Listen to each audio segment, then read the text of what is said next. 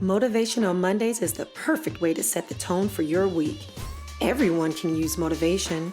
Mondays are amazing, rich with opportunities, full of potential, and now motivational. Your week begins here. Good Monday morning. I am Genevieve Jones-Wright, the founder and lead empower mentor at Motivation.In.Action, or MIA. And I am so happy because we get to start off the month of May, my favorite month, not only because it's my birthday month, but it's also home of Mother's Day. And we all know how much I love my mom. And I love all of the mothers in our community that are just doing amazing things. And so this morning, kicking off our Mothers in Action themed conversations for May, I have the illustrious and brilliant Vanessa Davis in studio with me. How are you doing? Good. That was such a good introduction. Illustrious. Thank you. You are illustrious. Oh, thank you. I am just so happy to have that. you. Thank you. You know, there's so much we can talk about this morning because you are literally everywhere, teaching, inspiring, helping people heal. I mean, you are just amazing. So I think I'm going to have you come back at some point. But when I think about who Vanessa Davis is, you're all of those things and more. But I would love for you to tell people in your own words who you are and what your origin story is. Wow. Well, thank you so much for having me here. And I would say I consider myself in terms of like what I view my purpose as being. And I really view my purpose as being a healer. And I know that can sound kind of like woofy, like, you know, a healer, but I really believe that my purpose is to spread healing. So even in my role as being a mother, helping to spread healing to other mothers so that we can better mother, better parent. As a woman, what does that healing look like for the community of women that I'm connected to? I view myself as someone that loves to have fun, that loves to connect with people, and really just as a peacemaker. I am very big on peace in my life, peace in my relationships.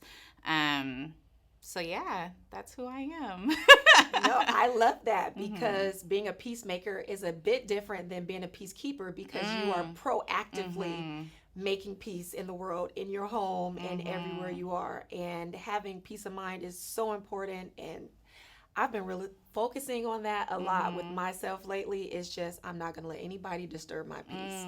So happy to hear that. Thank you. That's a good distinction between peacemaker and peacekeeper. Because sometimes the peace doesn't need to be kept. It needs to be disrupted a little bit to get authentic peace. Absolutely. Yeah. Yes. So, a healer, what would you describe as your passion work?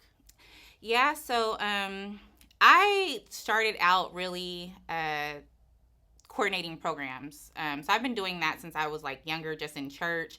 I was always putting on events, planning events, and really wanting to plan experiences for my community. And sometimes people would plan just the basic type of event, but I would really want people to have a great experience. And then I started working in the nonprofit world and within human services organizations, and I would see the same type of mentality of just throwing things together, not really the thoughtfulness behind it. And again, I really wanted to plan experiences, and I would see that when you put in the attention to detail and planning experiences, how just the experience could be healing for a community. So it wasn't just people showing up to a workshop. It was them showing up to have a learning collaborative experience. And so that's how I started off. But then I really got more behind the scenes with developing curriculum, because I was seeing that in a lot of the events and workshops that I was planning, I would want to bring in outside facilitators. So I was always looking for experts doing whatever it is that they were doing to bring them in to facilitate workshops for the communities that I work with. And a lot of times they were experts in their field, but the information that they were delivering, it would just fall flat, or they would come and they would have an 80-point PowerPoint presentation that just wouldn't hit well. And I was like, man, it's like so much money being donated to like these nonprofit organizations for them to have these services for people to come in and not be able to connect with our community. What does it look like for us to develop our own curriculum that looks at us as like whole people, not people that are disadvantaged or marginalized, but just whole people? What does that curriculum look like? And I've really found that that's my passion. So now I love facilitating groups. I love planning experiences for people, but I really also love being behind the scenes and developing curriculum and working with organizations to like develop healing cultures within their organization. So you remind me that you actually helped me and Yeah. Councilmember Montgomery Step with the big event Yes. that we had, That and you was did.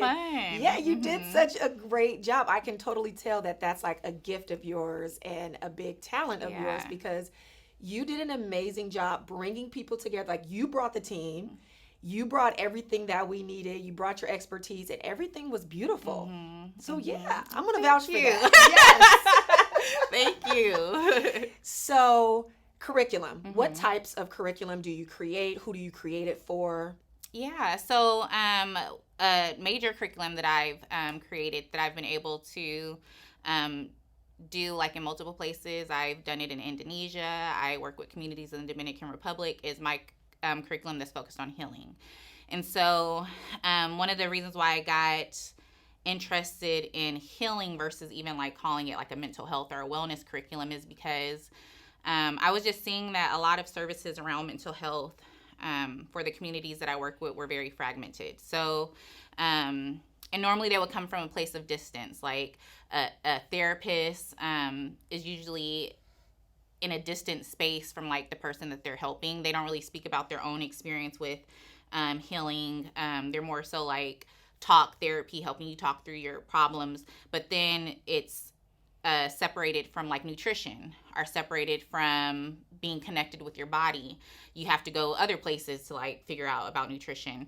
And so I was just seeing that the services around mental health were just very distant. And a lot of our community, when we would refer them to go see a therapist, they would go for a little while, but then they would still go into their home life where the rest of the people in their family weren't able to go to therapy with them, and still kind of really dealing with the same struggles, and would spend a lot of money securing therapy. They would have struggle to get to their appointments. They will often be like after hours or, at times that weren't convenient for them. And I really wanted to like create a curriculum that was more of a community approach to healing from trauma, but that also integrated like nutrition and body movement.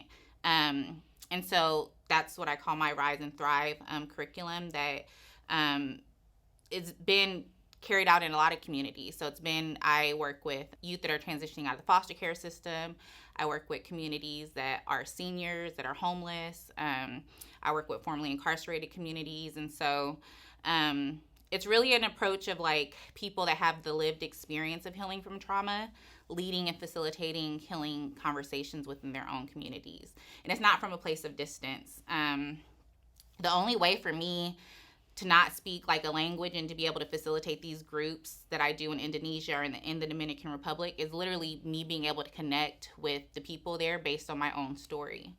And it's not just telling your story, but it's like, how do you tell your story in a way that helps people reflect on their own stories, and helps people like really come into familiarity with like what it means to be a whole person, because a lot of times for our communities, when you've experienced a traumatic event, that trauma can become like the center of your life.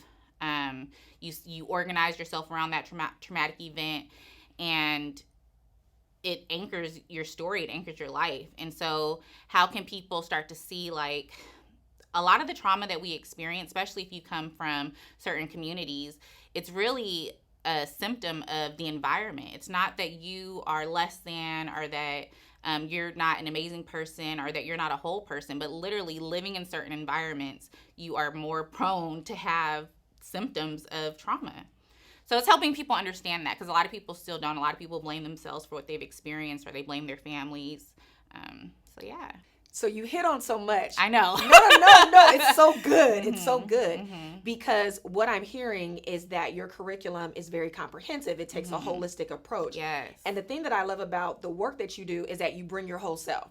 You know, you're talking about therapists being very distant, but like you own every part of your story, and you came from the foster care system. You not only survived it, but you thrived. You're helping other people do it. And May is also Mental Health Awareness Month. And so that's why you're like the perfect person to like kick this month off, because you are literally the embodiment of everything we should be talking about this month. Yeah. And, you know, growing up in the foster care system and even seeking a lot of services for growing up in the foster care system, when I got out of foster care, I didn't want anything to do with the foster care system because my experience was so traumatic. I was ashamed of being in foster care. I didn't want anyone to know that I was in foster care. So for a long time, I really tried to like make it on my own. I was homeless. I was struggling, but I did not want people to know that I was in foster care. And I didn't really start being open about growing up in foster care until I started working at an organization that served foster youth. And it was a great experience. It taught me so much, but looking back on it, I see how detrimental it can be with labeling people. Because I've been out of foster care now for a while. I'm good and grown at this point in my life, and sometimes it's taken me a long time to be able to like introduce myself or to speak about who I am without referring to myself as a former foster youth, because it becomes so much of your identity. And that's for so much of like our community. Like when they seek services, they have to be labeled in order to receive services versus, you know, them just having a need. And I really think that does a lot of harm to our community. Just even being labeled a former foster youth. Like, yes, you can, you know, find empowerment in that identity or embrace it, but the title, it just does a lot of harm that I don't think sometimes people see or nonprofit organizations realize. That's really something to think about and consider. So I'm really glad that you said that. Yeah. So before I ask you my golden, billion-dollar question, I want to just leave room for you to say anything that you want to say. Is there anything that you feel should be said during this conversation, something that's on your heart, something you'd like to change about any of our systems? Because I do want to leave you that space. Yeah. I did one of the curriculums that I recently worked on was a curriculum around creative expression. And I remember in the workshop, like so many, and this was for a group of youth that were transitioning out of the foster care system, but so many of the young people were saying that they don't see themselves as being creative. And that really broke my heart, because creativity is how I've like navigated life.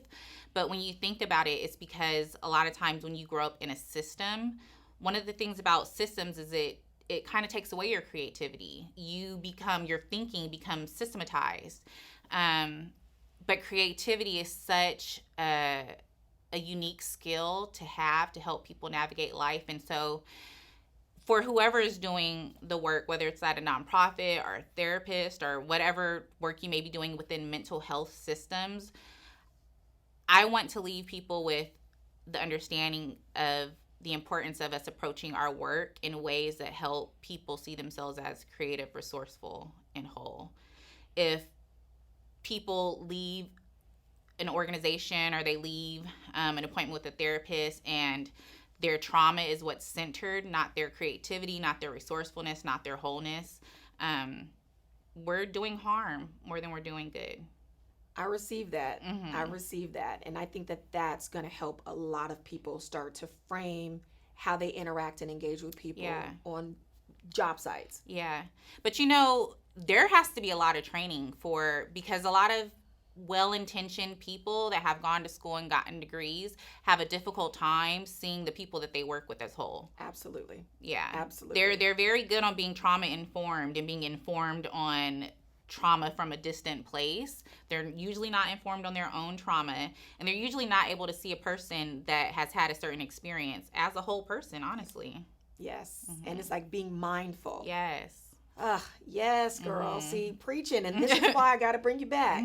So now for the billion-dollar question, what are you going to leave to our viewers, our listeners today as they seek to jumpstart their week on a positive or an inspiring note? Yeah, well, I just want to encourage, especially since you said it's Mother's Day and Mothers in Action, all the women mothers out there, that you are amazing and we are super women. And I feel like there's a lot of, I don't know, recently I've just been getting like, there's been so much negativity, I feel like, on social media towards women and mothers, especially like with this recent like Jada Pinkett thing. And I don't even want to get into that. But I just want to encourage the women out there that you are amazing, you are beautiful. And whenever you watch this, if it's Mother's Day or the month of May, happy Mother's Day and keep doing what you do.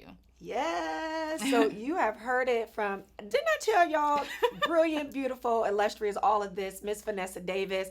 I do want to wish every mother out there a very happy Mother's Day. You can see why we started the Mothers in Action themed conversations with this lady here. Mm-hmm. She's just so amazing. But let's honor ourselves. Let's continue to be who we are. Let's respect each other. And let's continue to do the work, because we all know that women make this world go round. So thank you again. Thank you. Yes, thank you. I'm going to have you come back. Aw, I would love to. Good. All right, y'all heard it. She's going to come back. And go forth, be great, have a great week. Enjoy this entire month for you mothers, for all you women, even if you're not mothers. And let's be great. I'll see you all next week. Thank you so much for joining us for this week's Motivational Mondays. I'm going to see you next week, same time, same place, right here, with more inspiration to help you jumpstart your week. Now, if you found this week's conversation inspirational or motivational in any way, maybe you got a gem to carry with you throughout the day or the week, please feel free to like, comment, and share. Because remember, everyone can use some motivation. And if you haven't already, please subscribe. I'll see you next week.